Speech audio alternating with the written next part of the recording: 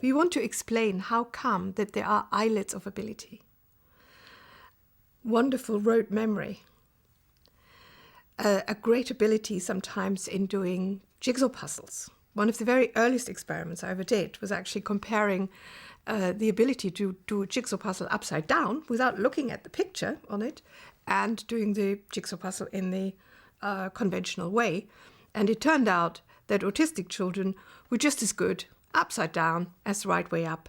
So it already gave a hint that perhaps they weren't so strongly influenced by the overall picture on the jigsaw puzzle. They could just go from edge to edge in a very interesting, detailed focused style. And I've become very interested in this detail-focused styles, not only in visual perception, but also in the way that they use language. For example, their ability to remember isolated single words as opposed to meaningful sentences, and thought of this as a particular way of processing information, a piecemeal style, a style of information processing that gives more weight to local detail than to the overall meaning or the overall gestalt.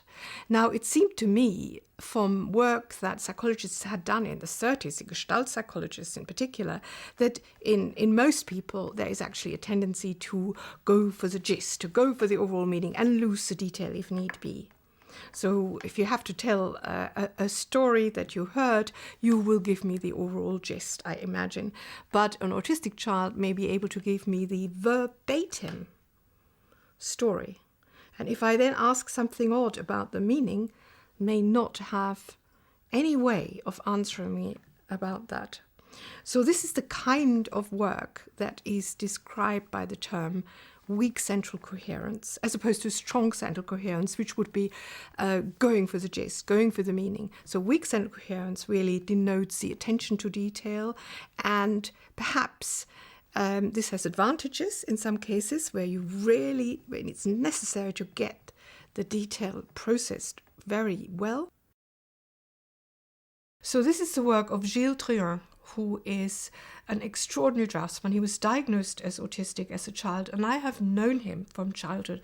Gilles has built up this imaginary city of Urville, of which you see here some of many hundreds of pictures, which he draws in minute detail. It's growing forever in his different drawings. There are interestingly, many autobiographies available of very, very talented, very able people with mild autism or Asperger syndrome who write about their experiences. And a recurrent theme is the capture by the detail and the perhaps inability to make sense and meaning, draw it out of the whole picture. And it was Francesca Happe who really developed this theory towards thinking of it as a style of information processing that is in fact present in the whole population. There's nothing abnormal about it, either the weak or the strong part of it. You find a normal distribution in this, and you will possibly, that's what she predicted, find more of the weak central coherence style in relatives, in the parents of children with autism. And indeed, we tested this in an experiment and found this to be the case, so that this style, which could be captured in certain tests, was more frequently seen in fathers of autistic children than in fathers of dyslexic children or in fathers of a sample of controlled children.